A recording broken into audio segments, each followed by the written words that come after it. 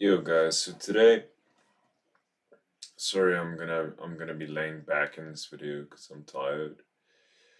But today I want to talk about healing. Okay, healing and the importance of healing. Now, as a man, as a even as a spiritual person, as a yogi, the word healing is not very common. At least in my journey, it hasn't been very common up until now. So recently something happened to me, and it was incredibly painful, mind bending, um, identity destroying. Okay. And it was something that really, if I did not heal from it, it would have absolutely destroyed me. Okay. So I was pretty much forced to heal from it. And so what remains on the other side of that healing is something totally different than what existed within that pain that was going on. Because it was after that thing had ended that I needed to heal. And now I've healed. Maybe still have some slight work to do, but I would say 90% of the way done. Maybe, yeah, 90%, let's say. And it's really allowed me to look at myself and all the things in my subconscious mind that actually block me in life. Because the thing that I was pouring into, which was not pouring back into me, which I was giving energy to, which was not giving energy back to me, um, it was something that I was not being authentic in pursuing. It was, a situation where I had to be something that I wasn't. I had to hide, the spiritual aspects of myself. In conversations in this situation, I was not able to express myself in the bombastic ways that I typically do and use the humor that I typically do and just be myself. I couldn't be myself. And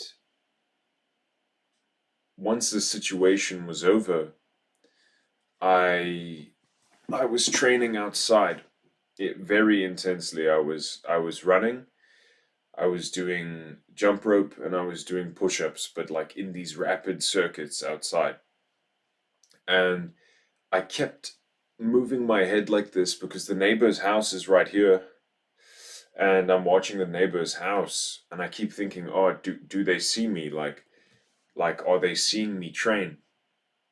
And this voice in my head hit me so hard. Like, why do you care? They don't have to see you. Nobody has to see you. And in that moment, I decided to not seek any validation outside of myself because I realized that anything, you know, you have to strive and you have to eat well and train well and take care of your skin and all kinds of things. That maintenance is important, but you cannot outsource validation to other people. You cannot outsource what you think about yourself and how you feel about yourself to other people. This is giving everything that you are to other people. It's like taking your power and you're just like, yeah, take it. Take it. Like go for it. No. In that moment, I was so angry And I decided that well, not angry, but I was like, in a state. And I said to myself, I will not do anything for anyone else. I do things for me. And I do not entertain conversations that I do not want to have. I do not respond to messages which I do not want to respond to within reason. Whether, we all have responsibilities, but I do not respond to anything. I do not pour into anyone which I do not resonate with, which does not pour into me, which does not attend to me. I give energy only to that which serves me. And when I did that, when I decided that I will not entertain anything that does not serve me, that does not make me feel good and light, even a YouTube video, if a YouTube video or a song or a movie doesn't feel right, I put it off immediately because it does not deserve my attention, does not deserve my energy if it does not make me feel good. This power of choice, it stems from that innocent part of yourself, the childlike aspect of you, which, as a kid, if a person came up to you and they weren't, being nice to you, you would run away, or you would turn away, and you wouldn't listen. You'd just be like, bye bye, go, okay, and you would scoot. And that's how you should be. Um, Kids are more intelligent than what you realize, and your inner self is much more intelligent than what you realize. That innocent aspect of yourself is a lot more powerful and a lot more authentic than the jaded, unhealed, retarded aspect of yourself. Okay? So when you stop doing things for validation from others, and when you stop doing things for, that pour into anything which does not serve you, you take charge of your most authentic aspect of yourself, the unjaded, undamaged, innocent part of you. And like, what is more amazing than that? To be like who you are. I feel like I'm gonna cry. Like my heart's racing right now. It's like that's just an amazing thing to be. Like you speak to people at the gym and they're so worried about like what people's opinions are gonna be. You're like, hey bro, how are you? Yeah, yeah, I'm good. I'm good, man. How are you? It's like, relax. Like, who insulted you? Who made you like this? When you're trying to be all icy and cool, like, who made you like this? It's what happened to you? Okay, this is not authentic, and this is where the work comes in. Is that you got to sit down and dig, like check out what's going on with you. What makes you act in a certain way. And you can do this by simply meditating often, every day, 10 minutes a day. Okay, it's so important, guys. If you meditate, the first thing that comes up, like the scum of the soup, is the bad stuff.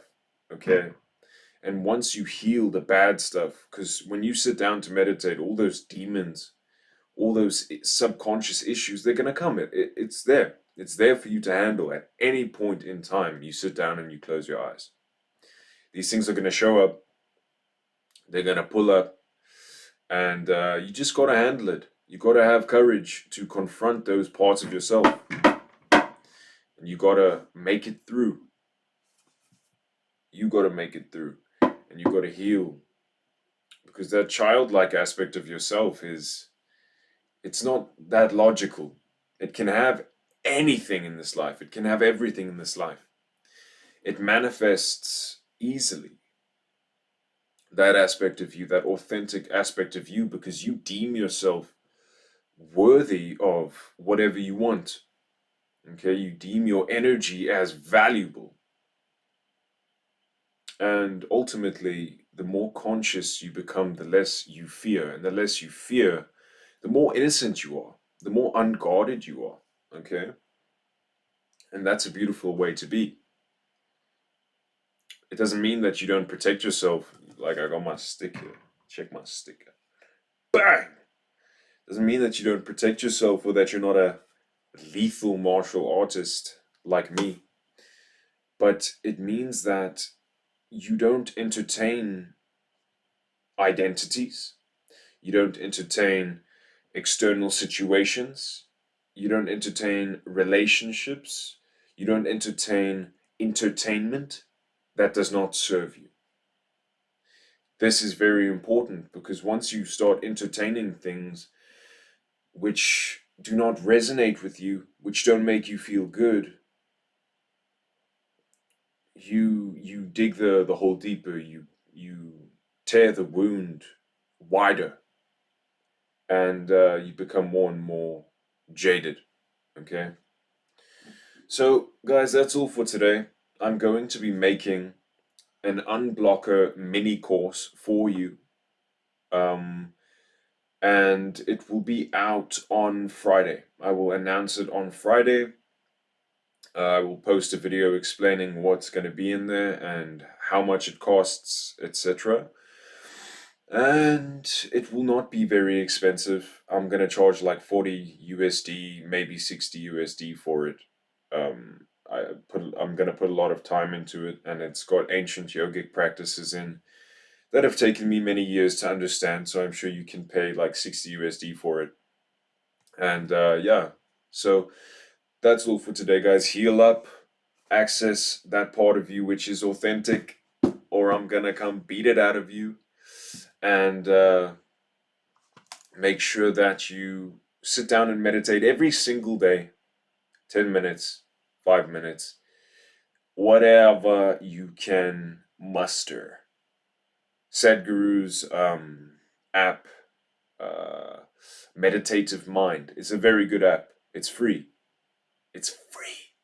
Sadhguru does not sponsor me yet or at all. But it's a very good app, and I recommend that you guys also check out his Sadhguru Yoga Tools app. Oh, whoa, hey, hey, check that out.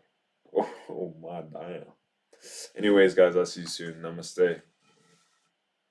Jai Shri Krishna. Watcha. Damn, why does it look so small there? But it looks like huge here. Anyway.